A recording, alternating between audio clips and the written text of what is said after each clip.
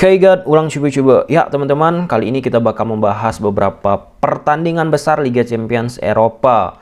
Yang pertama, Barcelona melawan Bayern. Yang kedua, Young Boys menghadapi Man United. Banyak sekali yang menonton Man United, bukan ingin melihat Man Unitednya, tetapi melihat progres permainan Ronaldo. Luar biasa ya, akhir-akhir ini on fire.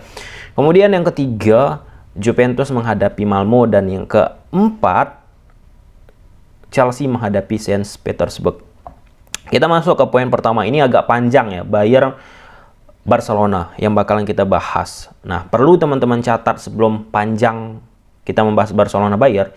Bayern di 5 pertandingan, baik itu di Bundesliga ataupun liga turnamen lokal di Jerman, teman-teman, tidak ada Bayern mencetak 2 gol. Semua di 3 gol ke atas. Menghadapi Dortmund 3-1, menghadapi Köln 3-2, menghadapi Bremer 12-0, menghadapi Hertha Berlin ya 5-0, Leipzig 4-1. Jadi tidak ada satu match dari 5 pertandingan Bayern mencetak 2 gol. Artinya apa? Ini menjadi ujian sangat-sangat besar bagi Barcelona di lini belakang. Whatever kita bicara dari sisi taktik, 4-3-3 kah? 3-5-2 kah? Berapa yang digunakan nanti aja kita lihat, karena aku bukan dukun, bukan ramalan.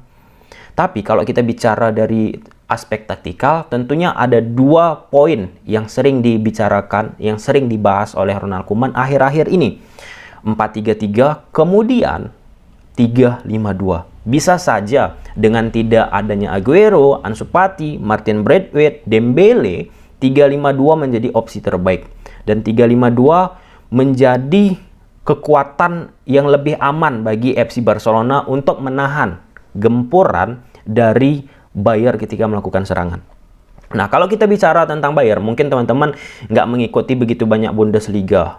Nah, kebetulan aku terakhir menonton Bayern menghadapi Leipzig. Nah, ketika Bayern melakukan serangan, teman-teman, mereka ini sangat mengandalkan kiper Neuer, teman-teman.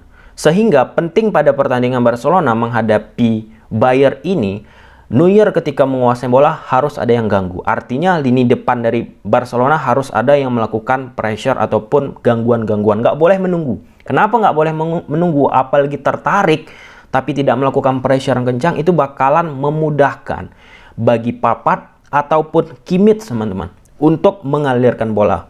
Untuk sebagai jembatan dari lini kiper, back, tengah hingga ke depan. Itu rutin menjadi senjata untuk Bayern Munich dari kiper. Jadi harus ada aspek pemain-pemain Barcelona yang terus mengganggu, teman-teman. Neuer, Papat, Kimmich menjadi poin penting bagi skema build up yang dilakukan oleh pemain-pemain Bayern, teman-teman.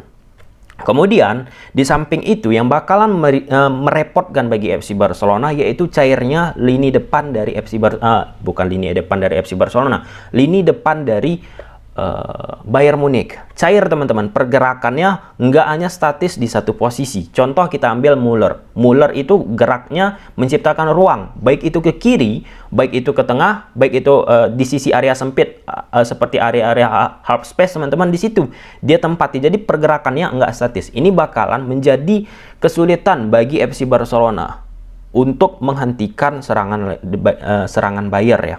Karena kebiasaan Bayern seperti itu. Pergerakan tanpa bola, off the ball, yang luar biasa akhir-akhir ini. Itu ditunjukkan ketika menghadapi Leipzig. Itu ya, Papat, Kimmich, Müller, terkhusus lini depannya juga. Dan yang ketiga, teman-teman, poin dari sisi sayap kiri. Nah, sayap kiri ini sering Bayern membuat overload. Nah, ini bahaya bagi Barcelona. Kenapa bahaya? Karena pemain cepat ataupun ya pemain dari sisi speed lah ya tidak ada. Tentunya siapa nanti ditempati di situ, ataupun Miguel ataupun siapa, harus mewaspadai. Karena Davies ini sering melakukan overlap, timbul 2 lawan 1, pokoknya overload lah, timbul jumlah banyak pemain dari sisi kiri. Dan beberapa momen juga ketika counter attack dari sisi kiri yang diembat oleh pemain-pemain Bayern. Lagi menjadi bahaya bagi Barcelona, teman-teman, untuk menghentikan itu semua, karena Barcelona memiliki masalah dari sisi kecepatan. beberapa momen memang Bayer ini di pertandingan Leipzig 1 ataupun 2 gol, menciptakan gol tersebut melalui proses counter attack. Nah, itu poin ketiga. Poin keempat, Bayer ini lini depannya teman-teman suka head to head. Nah, jadi kalau misalnya menggunakan 3 back di belakang, 4 back ataupun 5 back, menghadapi 1 lawan 1 langsung. Nah, ini berbahaya. Berbahaya bagi FC Barcelona menghadapi duel-duel udara ataupun duel-duel fisik, kontak-kontak fisik yang menjadi bumerang bisa pada akhirnya untuk FC Barcelona. Itu yang ditakut-takuti ya, karena seperti yang kita ketahui Barcelona ini sangat-sangat jarang memanfaatkan bola udara untuk diciptakan gol, karena jarang juga memanfaatkan skema bola udara sebagai gaya permainan. Ketika lawan memanfaatkan bola udara untuk menghancurkan Barcelona, biasanya Barcelona sedikit teledor. Tapi kita kan nggak tahu apakah konsep seperti itu akan digunakan oleh Nagelsmann di pertandingan menghadapi Barcelona. Seharusnya iya, karena Nagelsmann ini memiliki prinsip ya, mau gimana pun lawannya tetap kita bakal menguasai perjalanan pertandingan. Tapi Barcelona ini kan memiliki filosofi juga, harus menguasai bola. Kemudian Bayer ini memiliki gaya high pressing. Nah, ini dia. Di pertandingan kemarin Leipzig teman-teman, Bayer menerapkan man to man, 1 lawan 1 ketika Leipzig build up, tidak padu. Teman-teman, bukan tidak padu ya. Pemain-pemain Leipzig juga kerepotan ketika melakukan build up karena pressure, sehingga pada akhirnya apa? Kembali bola tersebut direbut oleh pemain-pemain Barcelona. Ini bahaya sih. Ini bahaya teman-teman. Kenapa? Karena harus ada di lini belakang FC Barcelona yang memiliki orang-orang yang kuat dalam menguasai bola. Dari kiper tentunya Ter Stegen, udah nggak usah kita ragukan lagi. Lini belakang ini harus ada pemain yang berani kuat megang bola, tidak under pressure, kemudian bisa bakalan melewati lini belakang, tengah hingga ke depan. Kalau lini tengah nggak usah kita ragukan lagi, ada Pedri, Busquets ataupun Frenkie de Jong teman-teman. Nah, masalah tentang fisik bakalan terlihat di pertandingan kali ini. Syukurnya Barcelona diberi jatah libur quote and quote ya oleh La Liga, karena pertandingan menghadapi Sevilla atau pertandingan lawan apa ya di cancel, dipindahkan jadwalnya. Tetapi ini juga menjadi senjata yang berbahaya bagi FC Barcelona karena pertandingan pertama usai jeda internasional. Nah, biasanya ada sedikit lawak-lawak biasanya ya, ketika jeda internasional kembali ke tim ada beberapa pemain yang lawak yang menimbulkan sesuatu yang menghebohkan, baik itu dari sisi negatif ataupun positif ya teman-teman ya. Oke, kita lihat aja lah nanti bagaimana pertandingan ini, karena panjang banget ya kalau kita bahas pertandingan Bayer menghadapi Leipzig. Tapi bargaining poinnya tetap Barcelona harus bermain seperti biasa dan harus bisa keluar dari tekanan Bayer dari sisi high pressingnya. Harus ada jago bermain bola di area-area sempit dan kuat dalam menguasai bola, karena fisik bakalan kentara di pertandingan ini teman-teman. Apalagi kalau misalnya Bayer salah-salah passing dari high pressing yang dilakukan oleh FC Barcelona langsung menceploskan gol di awal-awal menit, itu bakalan membuat mental dari FC Barcelona drop teman-teman. Oke lah, apalagi kalau misalnya sekarang ini ditambah oleh konflik internal ya, yang seharusnya pemain nggak terikut-ikut, yang seperti Koeman konflik dalam tanda petik ya dengan Laporta. Koeman entah apa-apa bilang ke Laporta, udah sampai ke pemain. Semoga hal tersebut tidak menjadi suatu permasalahan di dalam pertandingan.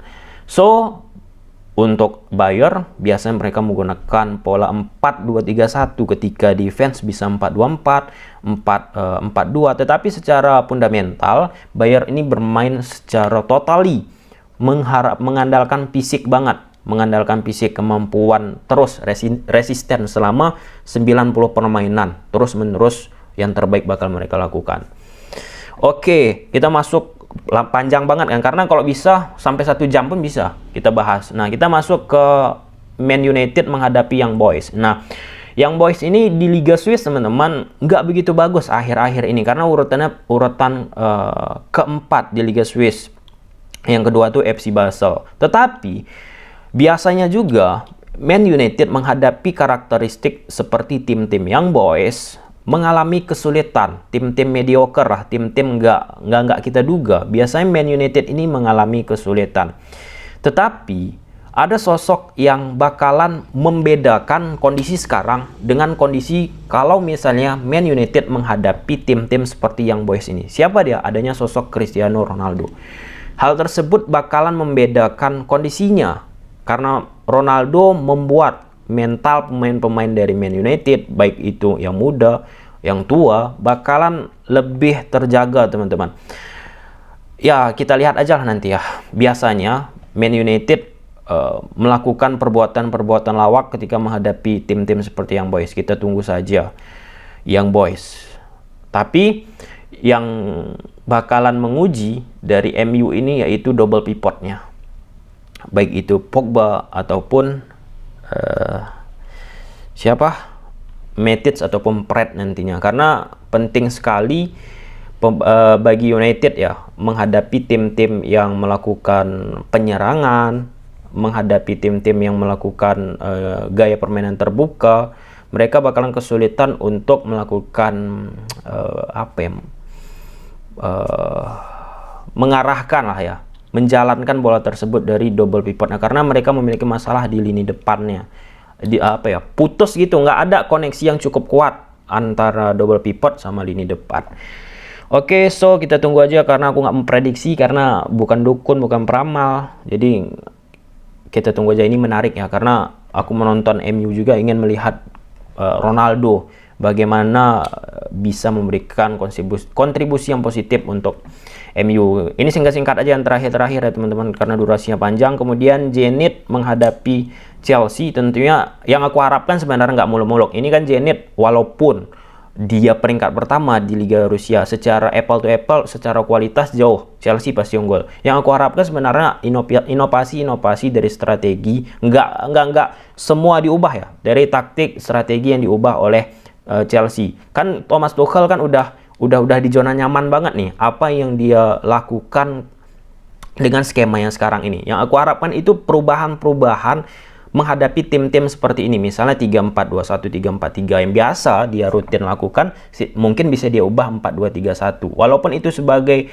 hal yang cukup berbahaya, tapi lebih berbahaya lagi kalau misalnya terlalu nyaman di zona yang nyaman. Nah, tapi Zenit juga teman-teman nggak begitu juga ya, top perform ya, kadang 2 kali kalah beruntun, kadang menang, fluktuatif, naik turun. Sedangkan Chelsea lagi on fire, apalagi ada Lukaku. Chelsea pasti lebih diunggulkan ya terkait tentang ini. Kemudian kita masuk ke terakhir teman-teman, Malmo dan Juve. Ini sama-sama tim-tim yang tidak lagi baik di posisi sekarang. Juventus tidak baik, Malmo tidak baik. Ini sulit ketebak juga ya, karena sulitlah ketebak Juve sama Malmo. Tapi kalau di atas kertas tentunya dengan kualitas Juventus yang bakalan memenangkan pertandingan ini. Tapi kalau misalnya sekarang ini dengan kondisi Juve, agak sulit juga kita membahas lebih jauh bagaimana hasil nanti teman-teman. Ya, kalau misalnya dari kacamata pasti Juventus menang. Ada sosok Allegri juga pasti bakalan berperan di pertandingan kali ini.